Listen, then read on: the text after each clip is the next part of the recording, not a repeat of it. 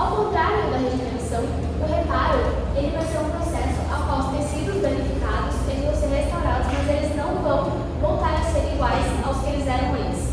Então, o reparo ele vai formar um tecido cicatricial fibroso que vai ser formado por uma estrutura colágena, assim não tendo a mesma função exatamente dos tecidos que foram perdidos. O reparo ele vai acontecer muitas vezes após uma raspagem, como uma rasúbio, e também o alisamento radicular e o enxerto ósseo. É importante também que a gente diferencie e compare as técnicas periodontais mais restritivas, que eram mais tradicionais, com as técnicas periodontais minimamente invasivas, que são utilizadas hoje em dia. As técnicas mais restritivas, elas vão ser principalmente exemplos como a curetagem, a gengiveectomia e a osteotomia, que vão fazer uma remoção tecidual e óssea muito grande. Isso vai fazer com que possa ter uma regressão gengival muito maior, um processo pós-operatório mais doloroso e mais difícil para o paciente, também aumentando assim o risco de complicações. Em comparação a isso, atualmente nós usamos técnicas minimamente invasivas e essas técnicas vão focar principalmente em preservar o tecido e promover essa regeneração tecidual. Exemplos disso a gente vai ter a regeneração óssea guiada, enxertos ossos e a terapia laser, que nós também usamos muito e temos aqui na nossa faculdade. Para isso, as técnicas minimamente invasivas, elas vão oferecer assim menos complicações pós-operatórias, principalmente melhores resultados estéticos e vão ser baseadas no uso de retalhos com tamanho menor e maior estabilidade desse retalho. É importante que a gente traga aqui os princípios básicos de cicatrização de ferida. Essa foto foi retirada do artigo do professor Thiago Ferini e ela traz uma tríade que vai basear todo o processo de regeneração. A gente vai ter então a estabilidade dessa ferida, a provisão de espaço com o uso de membranas ou outros tipos e o princípio de cicatrização inicial. Primeiramente, a estabilidade da ferida e a formação desse coágulo vai ser uma parte do processo muito importante. A estabilidade dessa ferida vai basear todo o processo de regeneração periodontal. O coágulo de fibrina, então, ele vai promover essa migração celular inicial e o selamento dessa ferida, fazendo assim com que as forças funcionais dessa região ocorram. O coágulo de fibrina ele vai ser muito importante porque é ele que vai dar estabilidade para o início para o principal processo da cicatrização, que é o processo inicial, que também conhecido como hemostasia. Existem estudos que comprovaram todo esse processo com o coágulo de fibrina, que foi o uso da heparina. A heparina é um anticoagulante. E foi comprovado nesses estudos que o uso de heparina, assim, impedindo o coágulo de fibrina de se formar, evitou e comprometeu a adesão do coágulo e diminuiu a estabilidade, sendo assim piorou e atrasou o processo de regeneração tecidual. Também existem estudos sobre o uso do EDTA. O EDTA é um quelante muito utilizado na odontologia em diversas áreas. E o EDTA vai melhorar a adesão celular e facilitar o processo de regeneração tecidual, também aumentando a estabilidade. É importante que a gente fale também sobre o design desse retalho. Um design que é mais largo, com menor estabilidade, com o uso de estrutura mais solto, ele vai ter uma maior estabilidade, sendo assim uma dificuldade na regeneração e cicatrização desse tecido. Por isso, é importante que a gente fale, então, da cicatrização por primeira intenção. A cicatrização por primeira intenção, ela é dita quando a gente junta os dois lados dessa ferida de maneira imediata após o processo cirúrgico ou o procedimento, e assim a gente faz uma forma contínua com mínima separação desses dois lados da ferida. Assim a gente vai fazer com que a cicatrização seja mais rápida e mais eficiente. A cicatrização por primeira intenção ela é muito importante em todos os estágios da cicatrização. E eu trouxe aqui que é a hemostasia, a inflamação inicial, a proliferação celular e a maturação desse tecido conjuntivo. Mais pra frente a gente vai falar mais.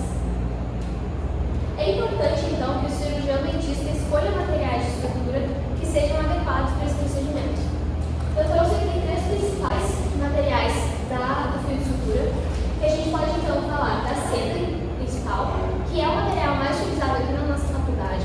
A seda ela é um fio de origem animal, que vai ter maior retenção de biofilme e por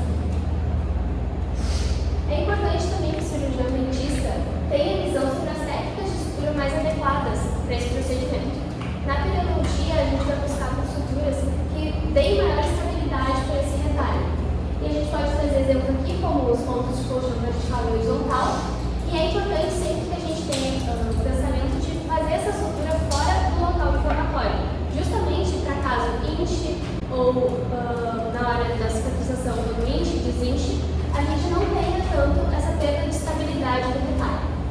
E é importante também que a gente tenha visão sobre o período ideal da remoção dessa sutura. Vários estudos vão nos trazer que o período ideal vai ser entre 10 a 12 dias, quando a sutura ela vai ter uma maior força mecânica e não precisa mais da estabilidade adicional do fio de sutura.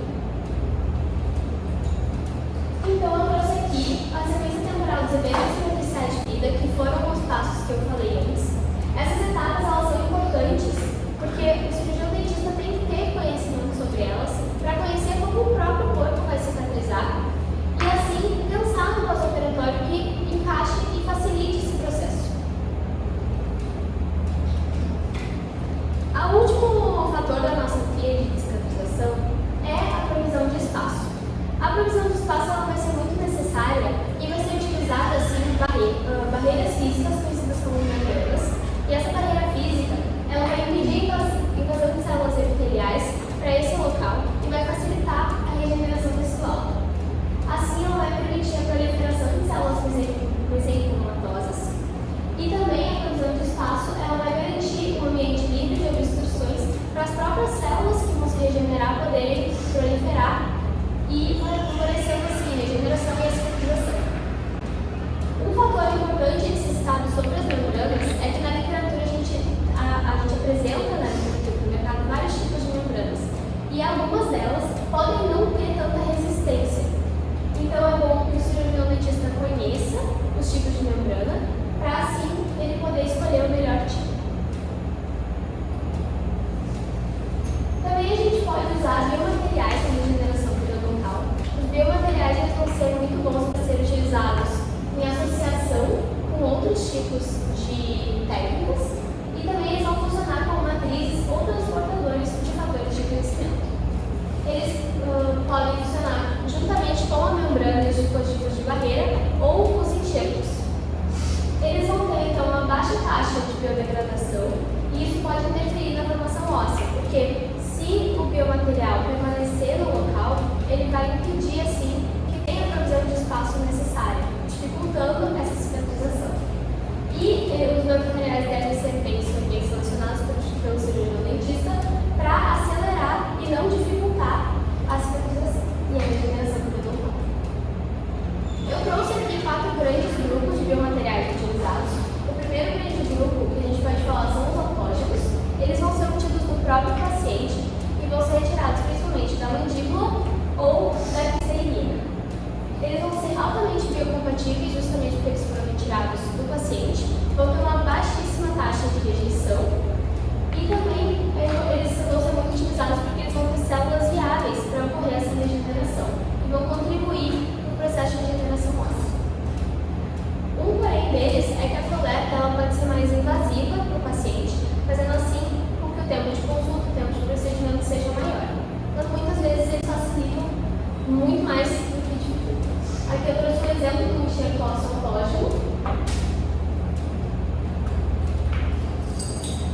Então, o próximo grande grupo que a gente pode falar é o grupo dos halogênicos. O grupo dos halogênicos vai ser proveniente de doadores que são doadores humanos também. Vai ser recolhido de um banco de ossos. Eles passam por um processo de esterilização e controle de qualidade muito alto para evitar qualquer tipo de transmissão de doenças.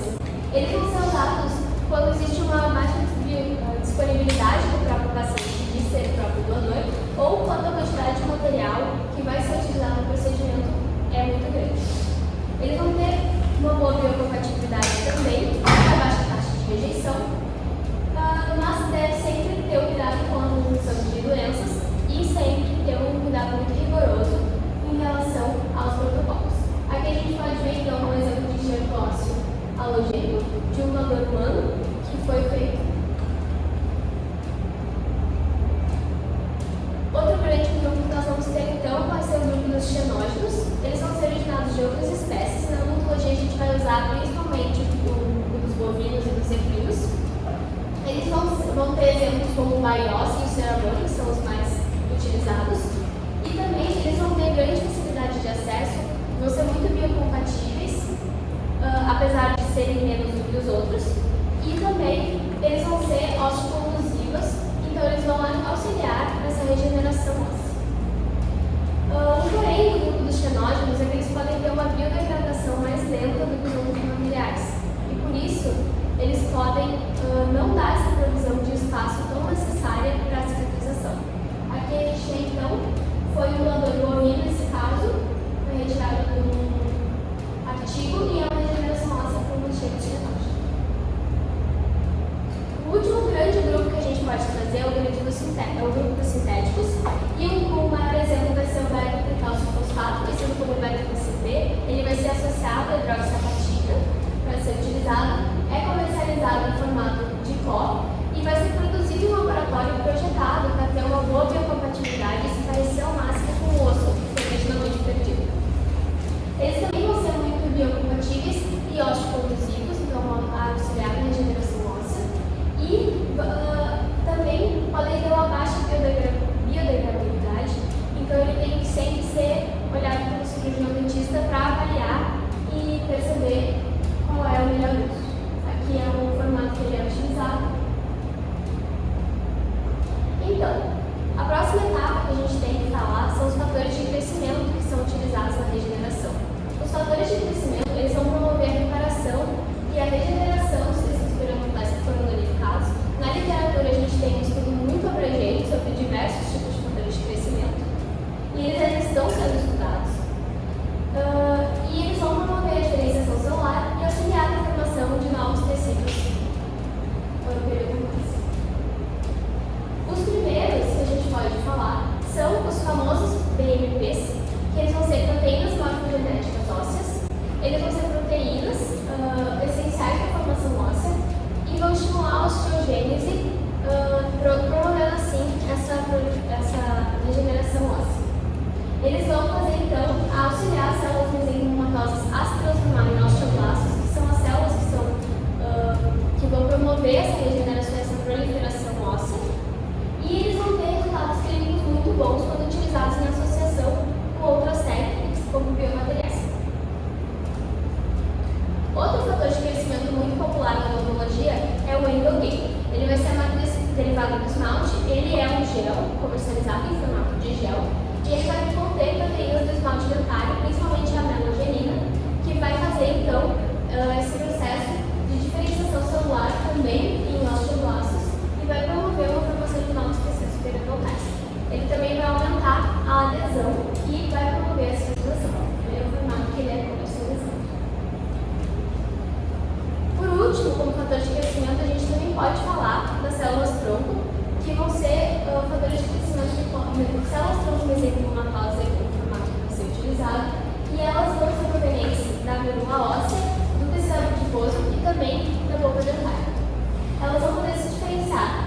No caso da odontologia, o uso delas vai ser como osteoblastos, condrócitos e células do ligamento periodontal, mas elas podem se diferenciar em muitos outros tipos de células, e isso é algo que a literatura ainda não nos traz, esse controle de diferenciação dela. E também o uso dela vai ser em combinação com outros tipos de biomateriais. Por último, eu queria trazer aqui as perspectivas futuras que a gente tem na literatura e o que a gente pode ter para o futuro da regeneração visual.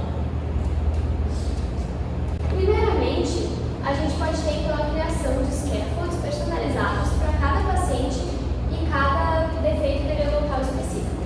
Eles são feitos em impressão 3D e vão ter propriedades que são completamente ajustadas para cada caso de cada paciente, e isso vai gerar uma maior biocompatibilidade e uma maior integração com os tecidos naturais. Eles vão promover então maior estabilidade e vão facilitar a regeneração, aumentar a taxa de sucesso e reduzir as complicações possíveis. Outro fator importante a ser trazido é que na odontologia a gente tem um custo muito elevado e as técnicas minimamente invasivas, os tratamentos mais individualizados, podem aumentar o custo. Então, tornar os tratamentos regenerativos mais acessíveis, mais fáceis, mais simplificados e ampliar o acesso seria algo que no futuro é muito indicado. O desenvolvimento de todos esses biomateriais mais baratos pode facilitar isso também. E o fato de simplificar o tratamento